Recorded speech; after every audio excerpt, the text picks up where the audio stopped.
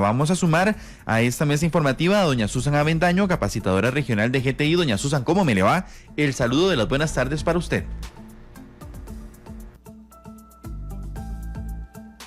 Muy buenas tardes, un gusto estar con ustedes este lunes acá para poder conversar de estos temas tributarios. Doña Susan, bueno, tenemos cambios sumamente importantes a nivel de la facturación electrónica. Hemos recibido algunas consultas de personas que se han visto afectadas por cambios en la facturación electrónica. Tal vez si retomamos este tema, porque me parece que es muy importante hacer un énfasis en cuáles son las modificaciones que hizo el Ministerio de Hacienda, que incluso utilizó inteligencia artificial. ¿Cuáles son esas modificaciones y qué tengo que yo tomar en cuenta como usuario de la plataforma de comprobantes electrónicos? Sí, es importante recordar que desde que nace la documentación y todas las resoluciones que están vigentes, se establece que el Ministerio de Hacienda va a realizar ciertos filtros para poder aceptar las facturas. Lo que hizo estas últimas semanas fue intensificar esos filtros o búsqueda de información para verificar que los datos se estén enviando de manera correcta. Entonces, pues la semana pasada, en días anteriores, han salido varios documentos rechazados. ¿Por qué? Porque no concuerdan ciertos datos que se están incluyendo, como por ejemplo que el emisor esté, pues que se haya dado de baja de forma automática o que tenga algún dato erróneo en su dirección. Por eso es importante siempre tener pues, la información actualizada ante el Ministerio de Hacienda para evitar cualquiera de estos errores, que es lo que está pasando más comúnmente, ¿verdad? O inclusive que estén con una actividad económica que no corresponde estén con una actividad de una persona jurídica y que tengan cédula física, por ejemplo, que puede ser un motivo por el cual las facturas están siendo rechazadas. Ese como primer dato, y aquí lo primordial es verificar nuestros datos ante el Ministerio de Hacienda. Recordemos que en el ATV podemos hacer la consulta de situación tributaria y identificar si estamos bien activos, que la actividad económica corresponda. Y también dentro de la plataforma podemos verificar que nuestra información y nuestra dirección esté o concuerde con lo que hemos estado registrando. Entonces, estos han sido uno de los errores o rechazos que ha tenido a nivel de datos del emisor, que han sido pues inconvenientes para algunos contribuyentes en estas últimas semanas. ¿Qué tiene que tomar en cuenta un contribuyente que por A o por B ya le pasó tuvo algún inconveniente con Hacienda debido a estos cambios? ¿Qué es lo que se debe hacer si ya lamentablemente pues tuve un error y no sé para dónde agarrar? ¿Qué es lo que hay que hacer, doña Susan? Lo primero es identificar cuál fue el error. Al identificar cuál fue el error, podemos modificar los datos o actualizar nuestra información. Aquí tenemos 2 días. Cuando es un dato de nosotros como emisor, lo primero que vamos a tener que hacer es actualizar nuestra información en el ATV por medio del registro único tributario, el RUT, que se genera igual directamente en la página de Hacienda. Actualizamos nuestra información y esa factura que fue rechazada no tiene valor.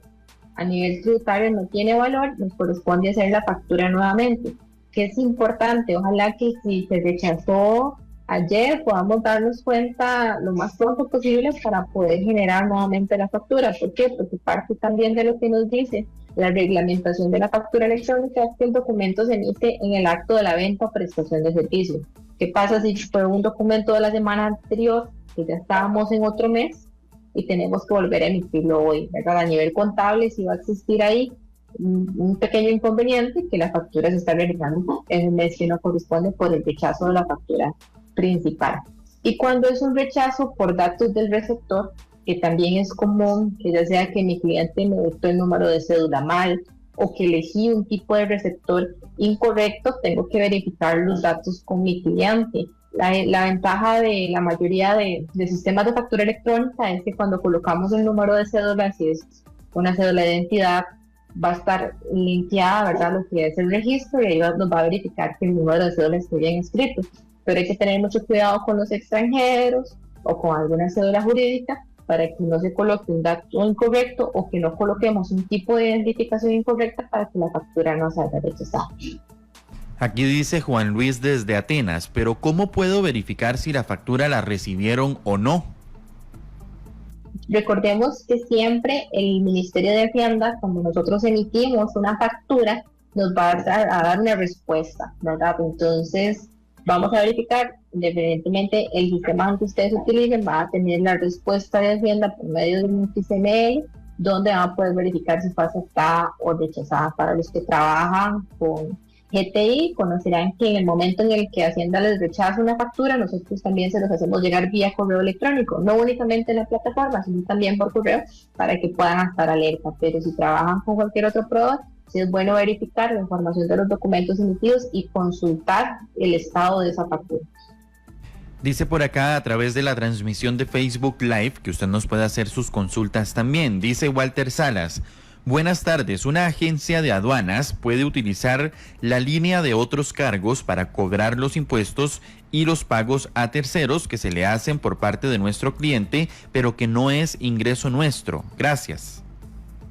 Y recordemos que esa parte de otros cargos es específicamente para ese detalle. Vamos a agregar todo aquello que tengamos que cobrarle a un cliente, pero que no es parte de nuestros ingresos, ¿verdad?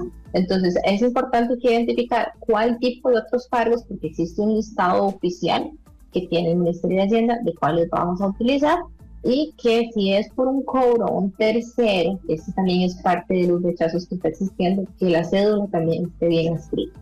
Entonces, todos esos detalles, pero esa opción de otros cargos es específicamente para eso. Lo utilizan, que es muy común, por ejemplo, los abogados con la compra de los timbres y demás, es muy común que utilicen los otros cargos, que son algunas de las opciones generales que existen. Dice por acá Catalina Brenes de Orosi: yo me dedico a 2 actividades, costura y comida. Ante esto, ¿puedo seguir haciendo la factura electrónica por actividad?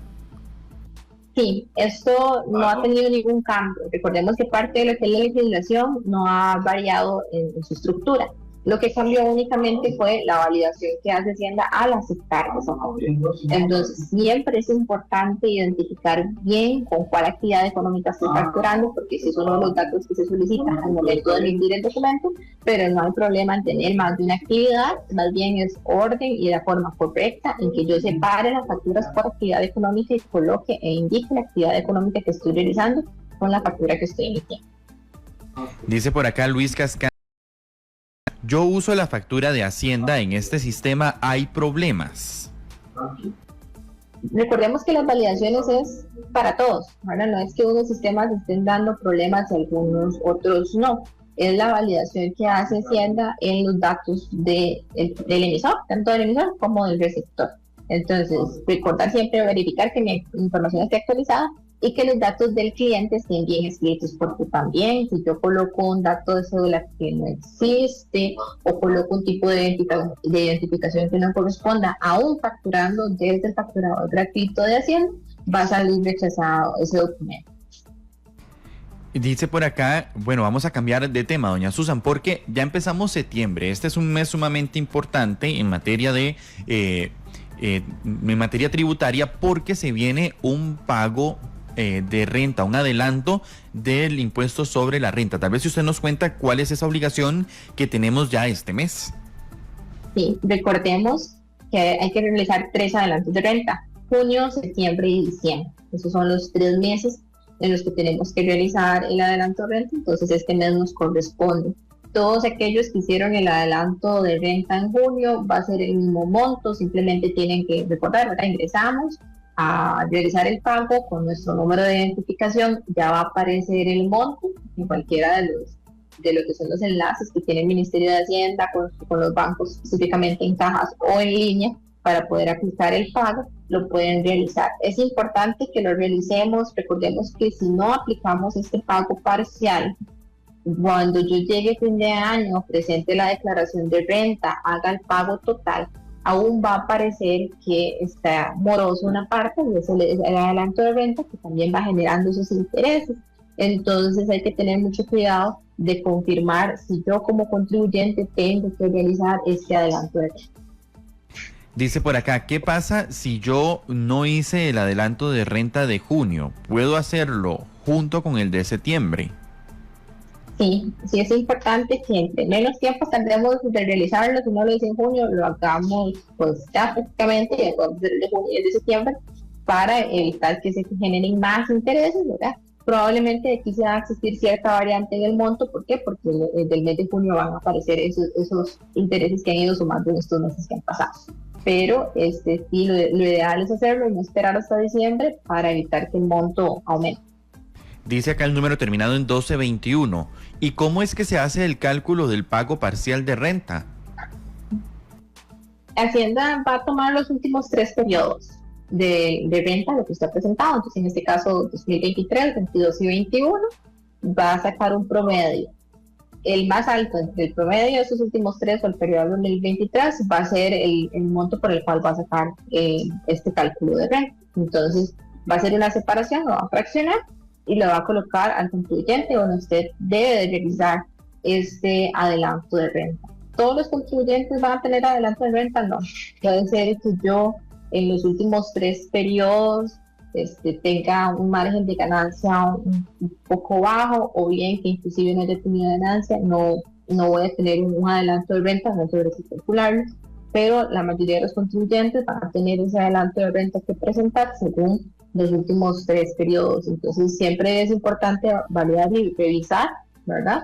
Que el Ministerio de Hacienda ya le va a dar el monto, no tiene que calcular nada usted directamente ni empezar a hacer cálculos distintos, porque ellos lo van a tomar en consideración al promedio de los últimos 3. Por acá estoy revisando, doña Susan, el calendario del Ministerio de Hacienda y estoy verificando que sí, para este mes también hay un cambio precisamente en la fecha del pago y la declaración de impuestos como el IVA y de renta de capital mobiliario e inmobiliario, porque el 15 de septiembre, el día en que celebramos los 203 años de la independencia de nuestro país, va a ser domingo. Entonces los contribuyentes tienen que prestar mucha atención a este cambio de fecha que doña Susan nos va a contar.